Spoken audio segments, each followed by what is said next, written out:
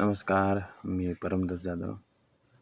तर सध्या जगात सर्वात चर्चेत असलेला जी गोष्ट आहे, ती कोणती असेल बरं?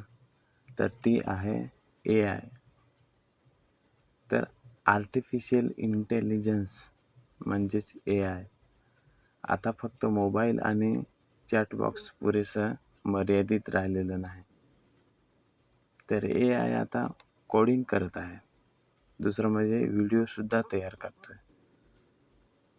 आणि कोणतं पण रिसर्च करतो आहे. ऑफिसचे काम करतसुद्धा आहे तो. आणि काही ठिकाणी तर रोबोट चालवत आहेत. विशेष म्हणजे सध्या जगातील सर्वात मोठ्या AI कंपन्यांमध्ये जबरदस्त स्पर्धा सध्या सुरू आहे. विशेषतः OpenAI, Anthropic आणि Google AI या कंपन्या आता एकमेकांना टक्कर देत आहेत. पण नेमकं काय चाललंय? तर AI इतक्या वेगाने पुढे जात आहे आणि त्याचा सामान्य माणसावर काय परिणाम होणार? चला आपण सरळ अगदी सोप्या भाषेमध्ये समजून घेऊ. तर मित्रांनो, AI अशी टेक्नॉलॉजी आहे जी माणसासारखं विचार करायचा प्रयत्न करते. उदाहरणार्थ प्रश्नाचं उत्तर देणं, फोटो तयार करणं, आवाज ओळखणं, भाषांतर करणं आणि व्हिडिओ एडिटिंगसुद्धा करणं, या सगळ्या गोष्टी AI करू शकते. पूर्वी हे सगळं फक्त चित्रपटामध्ये दिसायचं. पण आता AI खऱ्या आयुष्यात आपण वापरत जात आहोत.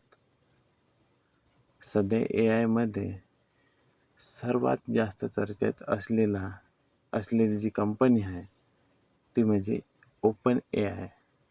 हीच कंपनी ChatGPT तयार करणारी कंपनी आहे. रिपोर्ट्सनुसार ChatGPT 5.5 smart AI agent, better coding आणि फास्ट ॲन्सर्स अशा मोठ्या अपडेटवर काम करत आहे.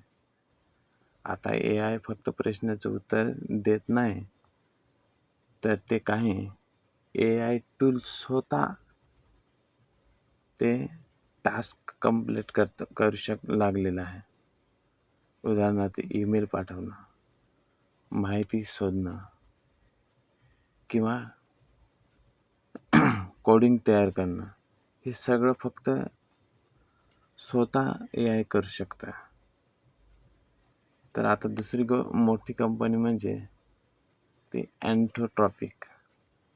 ही कंपनी क्लाउड नावाचा जो AI तयार करते.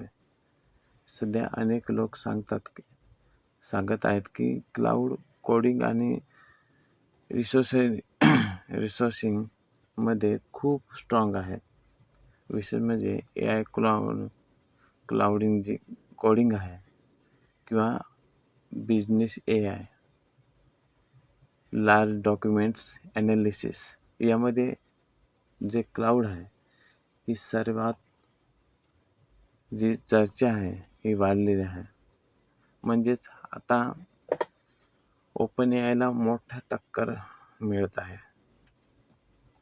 आता तिसरा मोठा खेळाडू म्हणजे Google AI.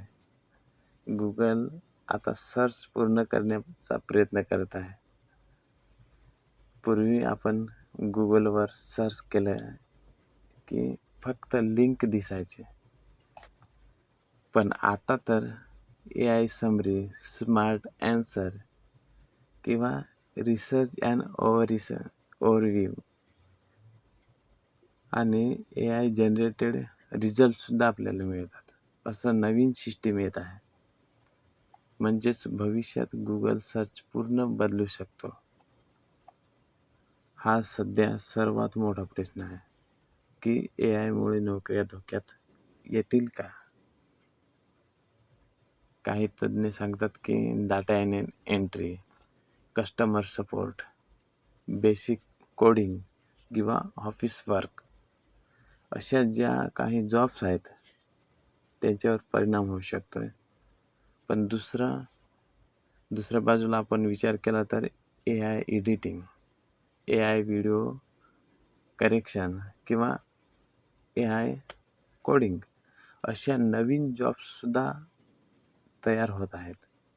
म्हणजेच AI काही जॉब हे कमी करू शकतं, पण नवीन कामही तयार करू शकतं.